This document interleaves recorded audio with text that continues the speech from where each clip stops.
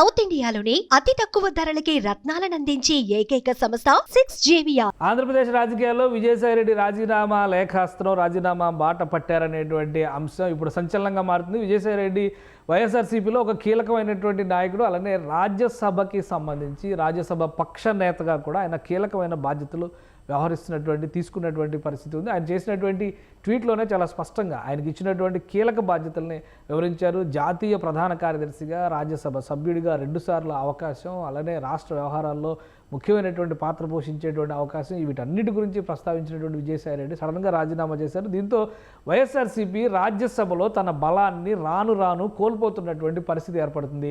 ఒకసారి మనం పరిశీలించేటువంటి ప్రయత్నం చేద్దాం. మొత్తం రాజ్యసభలో ఆంధ్రప్రదేశ్కు సంబంధించి 11 రాజ్యసభ స్థానాలు ఉన్నాయి. 11కు 11 కూడా 2024 ఎన్నికలకి ముందర వైఎస్ఆర్సీపీ కంట్రోల్లోనే ఉన్నాయి. అంటే మొత్తం 11 స్థానాలు క్లీన్ స్వీప్ చేసినటువంటి రికార్డు గతంలో ఎన్నడూ లేదు.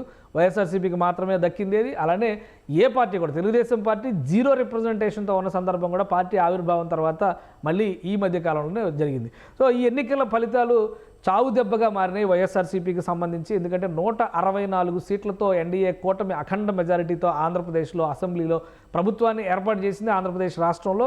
మరోవైపు రాజ్యసభలో ప్రకంపనల విషయంలో కూడా, ఎందుకంటే బలాన్ని నిరూపించుకునేటువంటి క్రమంలో వైఎస్ఆర్సీపీ మాకు రాజ్యసభలో బలం ఉందనేటువంటి ధీమాని తగ్గించేటువంటి ఒక ఎత్తుగడగా మనం చెప్పాల్సి ఉంటుంది. ఈ క్రమంలో 3 రాజ్యసభ సభ్యులు రాజీనామా చేశారు.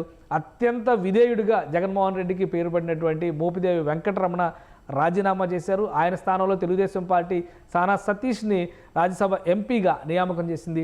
ఆ తర్వాత మరొక 2 స్థానాల్లో కూడా రాజీనామాలు జరిగాయి. అందులో కీలకమైనటువంటి స్థానంగా మనం చూస్తే కనుక బీద మస్తాన్రావు రాజీనామా చేసి వైఎస్ఆర్సీపీ నుంచి మళ్ళీ తెలుగుదేశం పార్టీ నుంచి రాజ్యసభకి ఎంపీగా ఆయన వెళ్ళారు.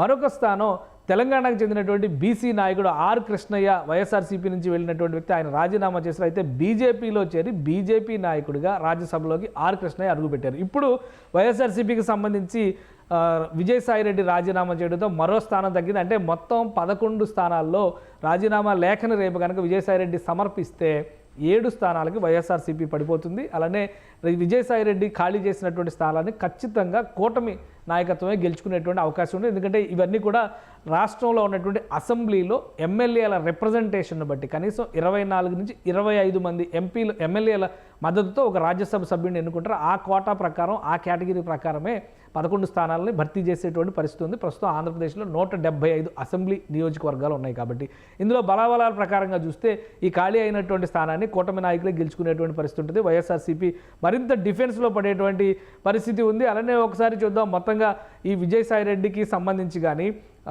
ఈ టెన్యూర్లో, అంటే ఆయన టెన్యూరిటీని కనుక పరిగణలోకి తీసుకుని చూస్తే ప్రస్తుతం విజయసాయిరెడ్డి రాజీనామా చేస్తే ఆయన స్థానం ఖాళీ అయితే కనుక ఇక్కడ దృష్టిలో పెట్టుకోవాల్సినటువంటి ముఖ్యమైనటువంటి అంశం ఆయన టెన్యూరిటీ 2028 వరకు ఉంది. 2028 జూన్ వరకు విజయసాయిరెడ్డి టెన్యూరిటీ ఉంది. సో మిగతా నాయకులతో పోల్చి చూసినప్పుడు ఆయనకి 2022లో ఆయన మరొకసారి రాజ్యసభ ఎంపీగా రెన్యువల్ జరిగింది. అలానే ఈ 2 సంవత్సరాలు కూడా రాజ్యసభ పక్ష నేతగా ఆయనే ఉన్నారు. 2024 ఫిబ్రవరిలో జరిగినటువంటి రాజ్యసభ నియామకాల్లో వైవి సుబ్బారెడ్డి వైఎస్ఆర్సీపీ నుంచి ఆయన రాజ్యసభకు వెళ్ళారు. కాబట్టి విజయసాయిరెడ్డి ఖాళీ చేసినటువంటి స్థానాన్ని, అంటే లీడర్ ఆఫ్ అపోజిషన్ అనాలా, అక్కడ ఉన్నటువంటి బలాలను బట్టి డిసైడ్ చేశారు. లీడర్ ఆఫ్ వైఎస్ఆర్సీపీ అంటే రాజ్యసభలో వైఎస్ఆర్సీపీ సభ నాయకుడిగా ఆయన సభాపక్ష నాయకుడిగా ఆయన వ్యవహరించేటువంటి అవకాశం ఉంటుంది. కాబట్టి ఆ స్థానం ఖాళీ అయితే ఎవరికి ఇస్తారు అంటే బహుశా వైవి సుబ్బారెడ్డి మోస్ట్ ఇంపార్టెంట్ ప్రాబబుల్గా కనిపిస్తున్నటువంటి పరిస్థితి ఉంది. ఇక విజయసాయిరెడ్డి ఖాళీ చేసినటువంటి స్థానాన్ని కూటమిలో ఎవరు తీసుకోబోతారనేది ఆసక్తికరంగా మారింది. 2028 జూన్ వరకు ఆయన టెన్యూరిటీ ఉంది.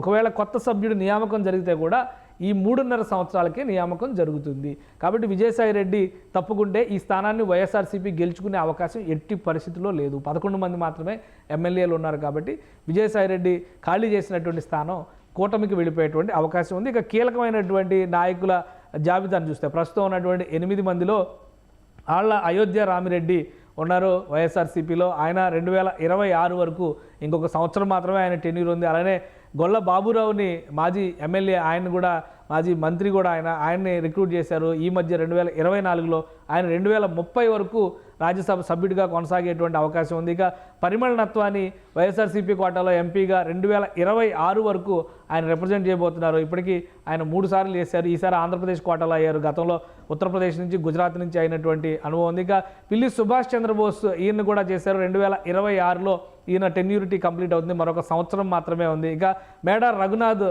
రెడ్డి ఈయన కూడా 2024లోనే ఎంపీగా అయినటువంటి నాయకుడు. 2030 వరకు ఈయన టెన్యూరిటీ ఉంది.